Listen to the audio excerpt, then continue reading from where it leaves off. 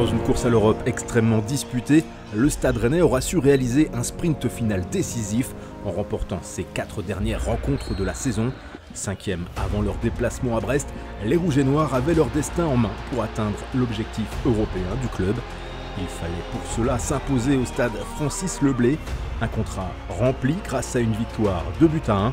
Ce sont alors les résultats sur les autres terrains qui auront déterminé le classement final du championnat. Des résultats qui vont finalement sourire au Stade Rennais.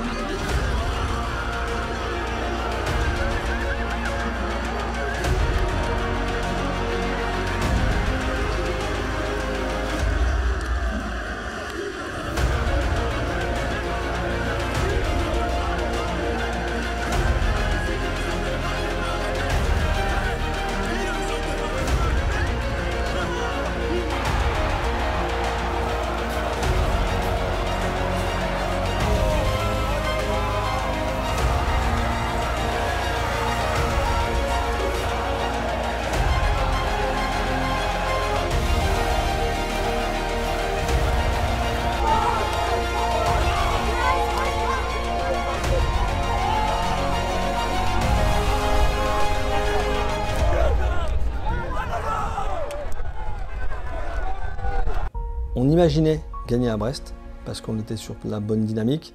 Après, les résultats des autres, on ne les maîtrisait pas, mais c'est vrai que quand tu apprends en fin de match que finalement tu es 4 plutôt que 5, franchement c'est top. Grande satisfaction, beaucoup d'émotions, beaucoup de joie. Vous avez pu le voir entre les joueurs, le staff, tout le monde était vraiment très très heureux. À ce moment-là de la saison, oui, j'imaginais pas Monaco perdre chez lui ou se faire accrocher par Toulouse avec une équipe composé de joueurs qui avaient peu joué. Toulouse avait été vainqueur de la Coupe de France, donc avait fait tourner une partie de son effectif. Et Lille qui se fait accrocher à 3, qui n'a pas gagné de match depuis un certain temps. On n'imaginait pas ce scénario-là. Et ce qu'on peut se dire, c'est ça en fait. C'est que jusqu'à la dernière journée, tout le monde a joué le jeu. C'est déjà une bonne chose. Et Brest également, parce qu'ils ont joué le jeu. Ça n'a pas été facile d'aller gagner là-bas. Et ce qu'il faut se dire, c'est que tous les matchs sont difficiles en fait. Peu importe l'effectif que tu as, l'équipe que tu as à l'instant T, c'est difficile d'aller gagner à 3, c'est difficile d'aller à Toulouse, d'aller à Clermont. Voilà, tous les matchs aujourd'hui sont difficiles. Donc voilà, c'est pour ça qu'on a fait preuve aussi d'une grande solidarité et ce qui a payé à la fin. Ce pourquoi en vivre, c'est l'émotion, c'est les résultats, c'est un ensemble de choses, mais l'émotion, c'est un élément fondamental. L'année dernière, on a vécu les émotions à travers les matchs, parce qu'il y a eu beaucoup de matchs où on a développé un jeu très flamboyant. Cette année, ça a été moins le cas, en tout cas de manière moins régulière, même si on a vécu une première partie de saison assez exceptionnelle. Mais c'est sûr que finir de cette manière-là, avec 4 victoires d'affilée, et je vous dis avec un dénouement heureux lors d'un derby, c'est des émotions très très fortes. Avec en plus les résultats des adversaires qui nous étaient favorables sur ce dernier match. Voilà, une émotion à son comble. Et je pense effectivement que tous les amoureux du Stade Rennais ont été comblés samedi soir.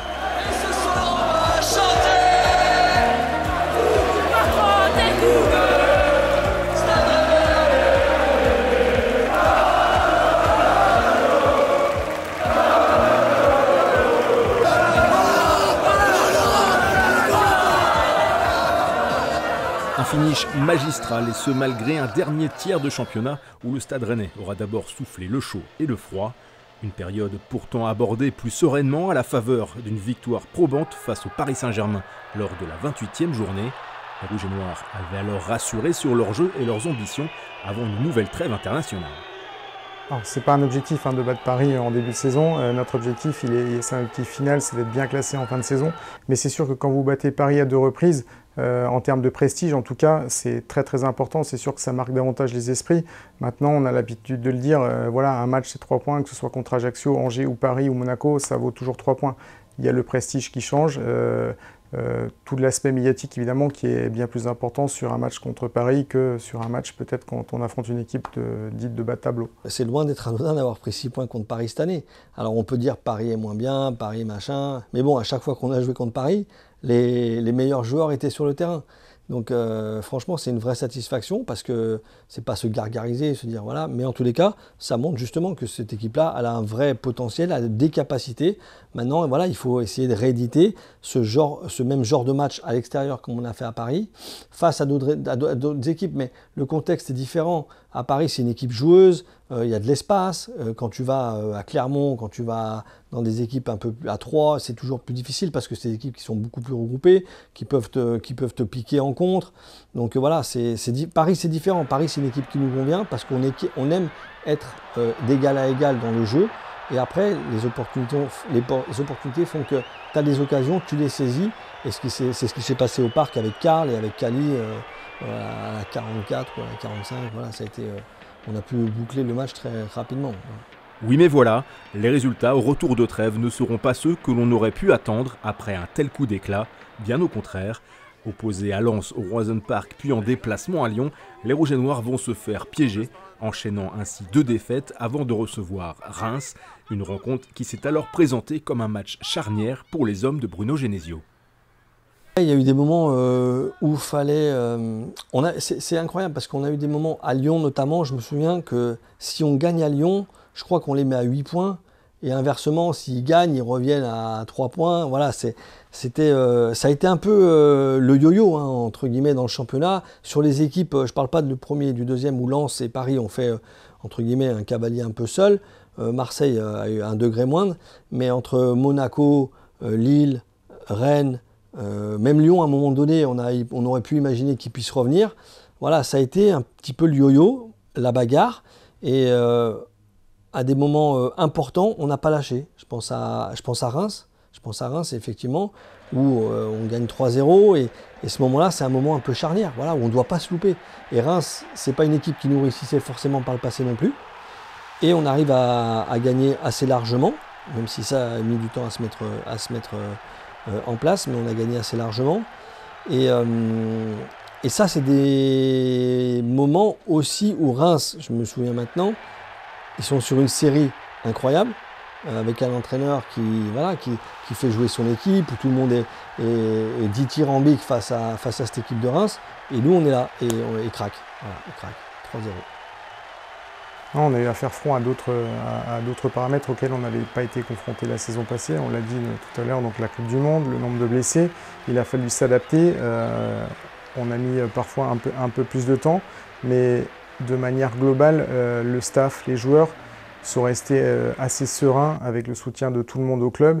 Et je pense que même dans les moments qui ont été un peu plus délicats, dans lesquels on peut avoir du doute, comme tout le monde, en fait, tout le monde est resté uni, solidaire, à continuer à travailler, à garder le même cap, en ne sachant pas évidemment ce que serait demain et le résultat final, mais en tout cas, tout le monde est resté focus, malgré les différentes difficultés auxquelles on a été confronté.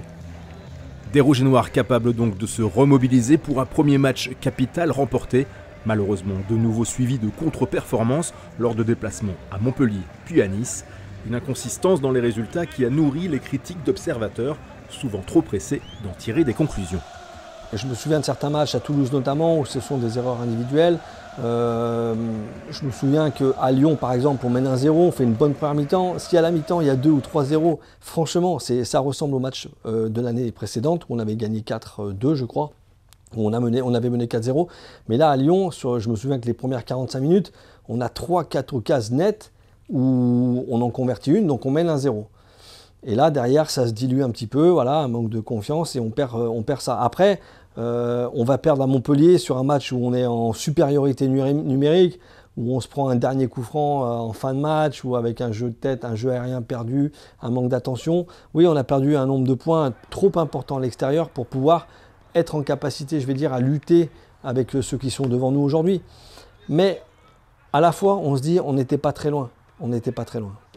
Encore une fois, on en a eu la preuve cette année, on en avait déjà eu la preuve la saison passée. Notre avenir, au final, il se joue sur la dernière journée. L'année dernière sur les 2 dernières minutes, cette année sur la dernière journée. Donc, le message qu'on a souhaité faire passer, c'est d'amener un peu plus de mesure dans les jugements, pas de jugements trop hâtifs, et les bilans, on les fait à la fin de la saison. Voilà. Forcément, lors de la saison, certaines critiques vous touchent plus que d'autres, et notamment quand vous êtes déjà dans le dur et qu'on vous en rajoute, forcément, ça impacte. Après, il fallait faire front, lutter contre ça, croire encore une fois à notre projet, les hommes qui constituent ce projet-là également, c'est très important. Et voilà, force est de constater qu'on a bien fait de garder le cap. Voilà, et je pense que c'est encore une fois ce qui nous a permis cette résilience d'avoir ce résultat final. Ce qui m'embête un peu, en fait, c'est que un championnat, c'est 38 journées. Un championnat, c'est long, c'est très long, et notamment avec cette Coupe du Monde et tout ça. Donc, on ne peut pas juger semaine après semaine, de par les résultats, un effectif, un groupe, et faire des bilans. C'est simplement ça que j'ai essayé de faire comprendre. Je dis voilà, nous, on compose un effectif, on essaye de faire notre travail du mieux possible, on ne fait pas tout bien, et c'est clair qu'on ne fait pas tout bien, on doit s'améliorer sur beaucoup de choses, mais en tous les cas, on ne fait pas tout mal non plus. Voilà, on ne fait pas tout mal. Et moi, ce que je demande simplement, c'est qu'on ne fasse pas des conclusions hâtives, alors que le championnat n'est pas terminé. Si le championnat à la 38e journée, Rennes finit 12e, ou finit 15e, ou finit 9e, et ne rentre pas dans les objectifs, ok, je suis prêt à entendre le fait que l'objectif n'est pas atteint et que je sois critiqué là-dessus, mais je n'ai pas de problème. Mais aujourd'hui, quand on fait le bilan, et qu'au final, l'objectif est atteint, ça ne veut pas dire que tout ce que j'ai fait, c'est bien, mais ça veut dire qu'on a aussi fait des choses bien. C'est simplement ça que je veux souligner. Des résultats qui viennent accentuer encore un peu plus l'image d'une équipe à deux visages, trop souvent en difficulté à l'extérieur et quasi injouable sur sa pelouse du Roazhon Park. Mais c'est quelque chose que je ressens depuis que je suis arrivé. C'est que quand tu rentres au Roazhon, tu sens quelque chose. Franchement, je ne peux pas le décrire, mais quand je rentre, et je pense que les joueurs, ils ont ça, quand ils rentrent sur le terrain, ils savent déjà. Ils sont confiants, sûrs d'eux, ils connaissent toutes les parties du terrain et ils sont plus relâchés. Ils sont plus détendus parce qu'ils savent que toute l'atmosphère qu'il y a dans le stade, sur le terrain, à un moment donné, eh ben, ça va basculer parce qu'on a confiance. On a beaucoup de confiance ici. C'est indéniable qu'aujourd'hui, le Roazhon Park est devenu une vraie place forte du foot français. On le voit encore avec le bilan comptable cette année du nombre de points pris à domicile. C'était déjà le cas l'an passé. Il est clair qu'aujourd'hui, l'ambiance nous bénéficie, fait craindre un peu le Roazhon Park aux adversaires. Et ça, c'est un soutien indéniable des supporters. D'ailleurs, on les remercie vraiment pour leur soutien tout au long de la saison, qui a été indéfectible. Et forcément, à domicile, c'est une pression positive pour nous. Effectivement, il faut qu'on progresse à l'extérieur si on veut continuer à franchir un cap. Le coach a souvent l'habitude de dire que le rectangle vert, il est le même à domicile et à l'extérieur. Maintenant, il va falloir qu'on travaille cet aspect-là, qu'on soit plus performant à l'extérieur. Et c'est sûr que c'est un des axes de développement qui est à l'ordre du jour pour la saison prochaine. Je trouve que cette saison-là, elle ressemble quand même un petit peu à la saison passée, avec un nombre de défaites similaires. Je crois on est à 12 défaites. On perd trop. On le sait, on perd trop et on doit absolument convertir ces défaites à l'extérieur d'une meilleure manière, soit par un match nul, parce que c'est toujours important de faire tourner la roue du point, même si c'est un point et qu'on se sent un peu lésé de ne pas avoir gagné, mais c'est toujours un point. Et je te dis, le championnat, pour moi, il se joue contre ces équipes-là. Et ce qui est arrivé notamment sur les derniers matchs, c'est-à-dire à Montpellier notamment, qui me reste un peu en travers de la gorge, parce que si tu ramènes un point à Montpellier, si tu ramènes 3 points ailleurs cette saison, je crois qu'à la dernière journée, on était déjà européen. Voilà. Donc c'est là qu'il faut qu'on arrive à travailler, à gagner encore en efficacité, en maturité aussi, pour pouvoir aller faire ce type de résultat-là. Et ce que je disais tout à l'heure, c'est même un point c'est un point. On fait tourner la machine, on fait tourner les points et on reste dans une dynamique qui est positive, même si à l'instant T, tu pourrais te dire waouh, on aurait dû le gagner, mais tu ne l'as pas perdu au moins. Et c'est là qu'on doit arriver à progresser encore. Dans un final où il n'avait pas le droit à l'erreur, le groupe de Bruno Genesio a démontré toute la force mentale de son collectif, une solidarité et une capacité à se sublimer révélateur d'un état d'esprit exemplaire, maintes fois loué par le staff cette saison, comme ce fut déjà le cas lors de l'exercice précédent. Je pense que, Florent Maurice, vous le confirmerez, mais l'état d'esprit quand on recrute des joueurs, il est primordial. C'est une donnée qui est très très importante chez nous. On pense effectivement que c'est ce qui fait la différence en fin de saison. Je pense que c'est aussi ce qui nous a permis de finir en boulet de canon. L'état d'esprit est très bon, on l'a dit, on l'a répété l'an passé, cette année on l'a redit et on ne le dit pas à l'issue de la 38e journée, on l'a dit tout au long de la saison. On est conscient qu'on a eu affaire à un très bon groupe de joueurs, à un staff aussi qui a fait preuve de beaucoup de résilience, au même titre que beaucoup de personnes au sein du club. Et je pense qu'effectivement, ça a conduit à cette issue très positive en fin de saison. Mais c'est toujours mieux quand même d'avoir une équipe qui est cohérente, qui fonctionne bien ensemble, où il y a de la concurrence. Cette concurrence me semble plutôt saine. Évidemment, les joueurs qui ne jouent pas ou qui jouent peu ne sont forcément pas contents. Mais on a vu tout au long de l'année des mecs qui n'ont jamais lâché, qui sont toujours accrochés, malgré entre guillemets, leur statut, entre guillemets, peut-être de remplaçant ou de joueur d'appoint. Mais j'aime pas dire ça parce qu'on compose un groupe d'une vingtaine de joueurs et l'idée c'est que tout le monde participe avec des joueurs qui vont faire 40 matchs et d'autres qui en feront peut-être que 10. Mais l'idée c'est qu'à la fin tout le monde soit récompensé. Et en fait le résultat final débouche de ça, de ce qui a été mis en place depuis quelques années, du management fait par l'entraîneur, par le capitaine, les hommes forts du vestiaire qui font qu'aujourd'hui ce groupe-là a montré suffisamment de qualité sur le terrain mais aussi en dehors pour pouvoir atteindre des objectifs qui au départ semblaient, pas au départ mais à l'intersaison ou mi-saison, pouvaient sembler peut-être difficiles.